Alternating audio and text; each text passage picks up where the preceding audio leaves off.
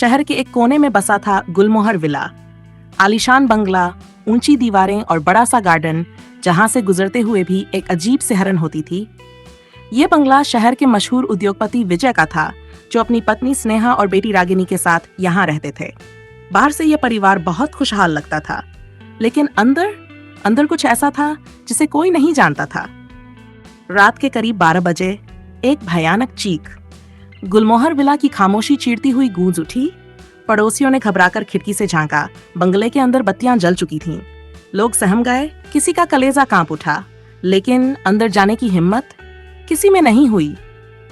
सुबह होते ही खबर जंगल की आग की तरह फैल गई। विजय की बेरहमी से हत्या कर दी गई थी। उनका शव ड्राइंग रूम में पड़ा था, गले पर गहरा घाव, चारों तरफ खून ही खून बिखरा हुआ था। लोग सन्न रह गए। आखिर यह हुआ कैसे? जांच के लिए इंस्पेक्टर अरविंद शुक्ला पहुंचे। विजय की पत्नी स्नेहा सदमे में थी और बेटी रागिनी, वो तो फूट फूट कर रो रही थी। नौकर रामलाल भी बुरी तरह घबराया हुआ खड़ा था। दरवाजा अंदर से बंद था, खिड़कियां भी बंद। फिर कातिल अंदर आया कैसे? अरविंद खुद से बुदबुदाए। सबसे पहला शक घर के किसी सदस्य पर ही गया। क्या उसने अपने ही पति को मार डाला? लेकिन क्यों? क्या उसने कोई ऐसा राज देख लिया था जिससे उसका पिता उसे मारना चाहता था? रामलाल, क्या पैसों के लालच में उसने ये भयानक काम कर डाला? हर किसी पर शक था, पर सच, वो तो अभी भी पर्दे के पीछे छुपा था। पुलिस ने घर में मौजूद लोगों से पूछताछ शुरू की। माहौल भारी था। स्नेहा ने घबराते हुए कहा, हम सो रहे थे, अचानक एक तेज आवाज आई। जब मैं उठी तो देखा विजय खून से लथपथ फर्श पर पड़े थे। रागिनी सहमी हुई बोली, मैं अपने कमरे में थी, मुझे कुछ नहीं पता, सच में। रामलाल ने कांपती आवाज में कहा, साहब रोज रात को देर से आते थे, पर उस रात क्या हुआ मुझे नहीं पता साहब। हर कोई डरा हुआ था, पर सच कौन छुपा रहा था? इंस्पेक्टर को कुछ गड़बड़ लगी। कुछ तो था जो सही नहीं लग रहा था। क्या किसी ने घर में घुसने की कोशिश की? उन्होंने सख्त लहजे में पूछा। सिक्योरिटी कैमरा चेक किया गया, लेकिन उसमें कुछ नहीं मिला। दरवाजे की चाबी भी अपनी जगह पर थी, यानी कातिल घर का ही कोई था। पुलिस को विजय के कमरे से एक पुरानी डायरी मिली। उसमें उनकी जिंदगी के कई राज दफन थे। डायरी के पन्नों में एक नाम बार बार लिखा था, नीलिमा। नीलिमा कौन थी? जांच में पता चला कि नीलिमा विजय की पहली पत्नी थी, जिसकी मौत रहस्यमयी तरीके से 10 साल पहले हुई थी। पड़ोसियों ने चौंकाने वाला खुलासा किया। विजय और स्नेहा की शादी नीलिमा की मौत के कुछ महीनों बाद ही हो गई थी। अब शक गहराने लगा था। क्या यह सिर्फ एक इत्तेफाक था या कोई गहरा राज छुपा था?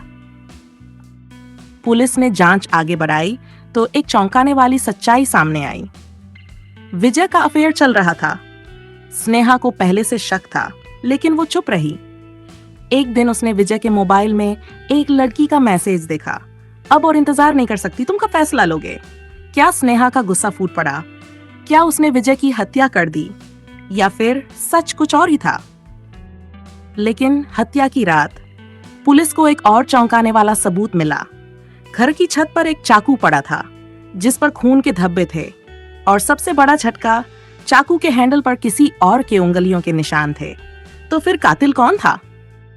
फोरेंसिक रिपोर्ट आते ही सबसे बड़ा राज खुल गया। विजय की हत्या किसी और ने नहीं, बल्कि उसकी खुद की बेटी रागिनी ने की थी। रागिनी को पता चल चुका था कि उसके पिता का किसी और औरत से रिश्ता था। उसने अपनी मां को कई बार रोते हुए देखा था। और फिर हत्या वाली रात रागिनी अपने पिता से बुरी तरह झगड़ पड़ी। गुस्से में उसने चाकू उठाया और विजय के गले पर वार कर दिया। लेकिन स्नेहा सब जानती थी। अपनी बेटी को बचाने के लिए उसने झूठ बोला। क्या एक मां के लिए अपनी औलाद से बड़ा कोई रिश्ता होता है? पुलिस ने जब स्नेहा और रागिनी से सख्ती से पूछताछ की, तो आखिरकार उन्होंने अपना गुनाह कबूल कर लिया। रागिनी नाबालिग थी, इसलिए उसे सुधार गृह भेज दिया गया, और स्नेहा, उसे सबूत छुपाने के आरोप में सजा हुई।